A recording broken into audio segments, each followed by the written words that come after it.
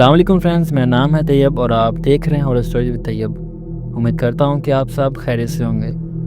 میں آپ سب کی بھیجی اسٹوریز کو نیریٹ کرتا ہوں۔ اگر آپ بھی ہم سے اپنی کوئی اسٹوری شیئر کرنا چاہتے ہیں تو ڈسکرپشن میں ایک لنک ایڈ ہے، آپ جس طرح چاہیں ہم سے اپنی اسٹوری شیئر کر سکتے ہیں۔ تو بڑھتے ہیں اپنی اسٹوری کی طرف۔ السلام علیکم طیب بھائی، میرا نام شہزیب ہے۔ یہ کہانی کھنڈر حویلی کے بارے میں ہے۔ شہر کی حدود سے بہت دور ایک پرانی سڑک جہانیہ نام کے ایک ویران قصبے کی طرف جاتی تھی۔ اس قصبے کے لوگ دن ڈھلتے ہی اپنے گھروں میں دبک جایا کرتے تھے۔ وجہ تھی قصبے کے آخری چھور پر واقع گلزار حویلی، ایک عظیم الشان کھنڈر جسے لوگ اب سسکیوں والی حویلی کے نام سے بھی جانتے تھے۔ کہانیاں مشہور تھی کہ انگریزوں کے دور میں اس حویلی کا مالک ایک سخت گیر آدمی تھا، رئیس اعظم خان۔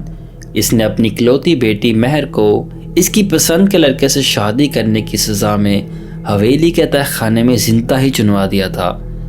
کہا جاتا ہے کہ مہر نے مرنے سے پہلے حویلی پر بد دعا کی تھی کہ یہاں کبھی بھی کوئی خوش نہیں رہ پائے گا۔ سالوں بعد شہر کے ایک امیر شخص جنید نے سستے داموں میں یہ حویلی خرید لی۔ اس کی بیوی مریم اور 2 بچے 15 سالہ دانش اور 8 سالہ زارا اس فیصلے سے خوش نہیں تھے، لیکن جنید نے ان کی ایک نہ سنی۔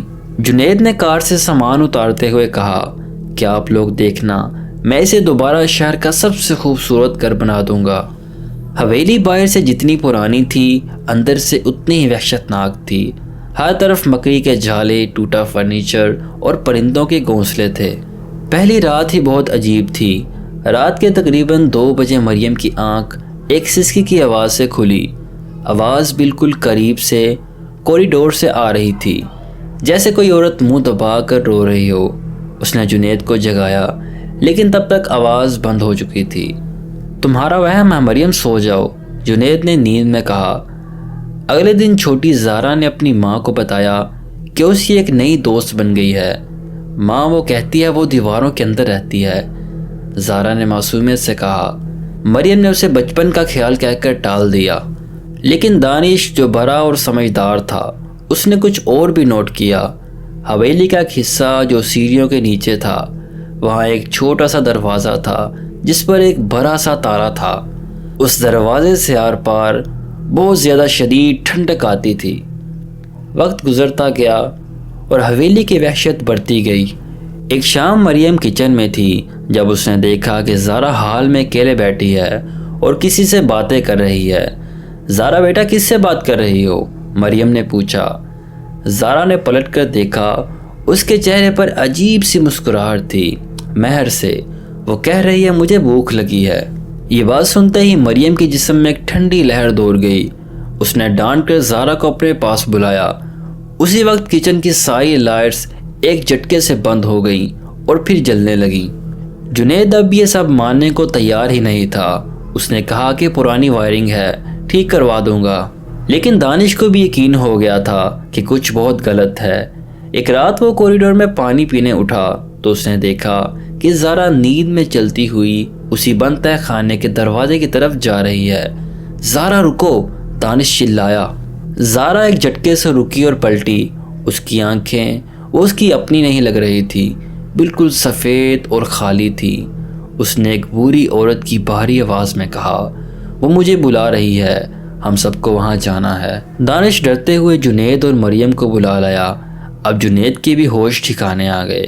انہوں نے فوراً سامان باندھنا شروع کر دیا تاکہ وہ صبح ہوتے ہی وہاں سے نکل جائیں، مگر حویلی انہیں جانے دینے کے لیے تیار ہی نہیں تھی۔ جب وہ مین دروازے کی طرف بھاگے تو وہ اندر سے بند تھا۔ کھڑکیوں پر لوہے کی سلاخیں نہ جانے کہاں سے آ گئی تھی۔ گھر کا ہر دروازہ بند ہو چکا تھا۔ تبھی پورے گھر میں وہ سسکیوں کی آوازیں گونجنے لگیں۔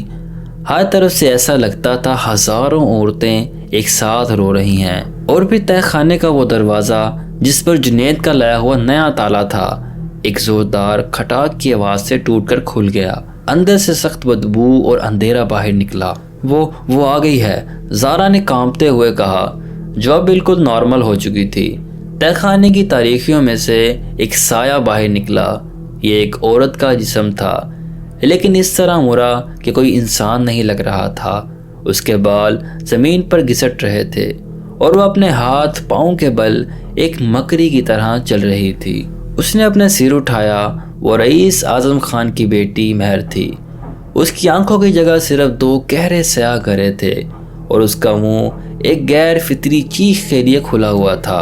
اس نے اپنا سر اٹھایا، وہ رئیس اعظم خان کی بیٹی مہر تھی۔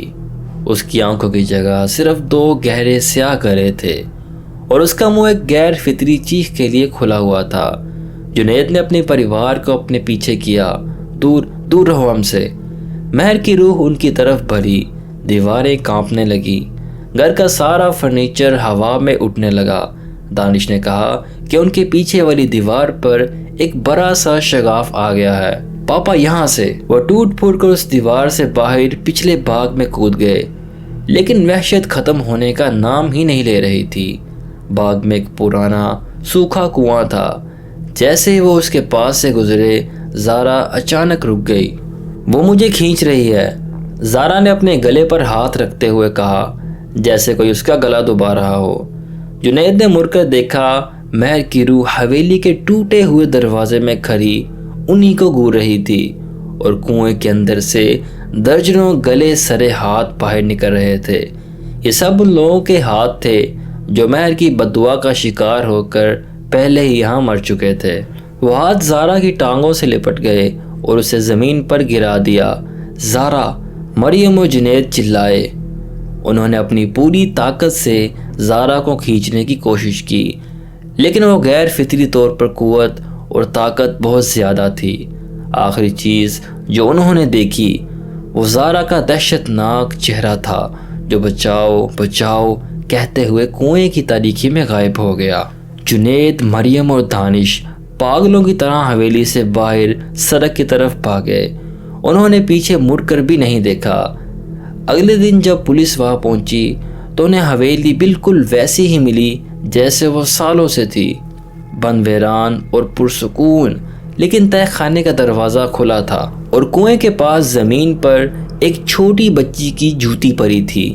جنید، مریم اور دانش کا اس کے بعد کیا ہوا کوئی نہیں جانتا، لیکن قصبے کے لوگ کہتے ہیں کہ اب سسکیوں والی حویلی سے کبھی کبھار ایک عورت کے رونے کے ساتھ ساتھ ایک چھوٹی بچی کے کھلکھلانے کی آواز بھی آتی ہے، جو اس حویلی کو اور زیادہ دہشتناک بنا دیتی ہے۔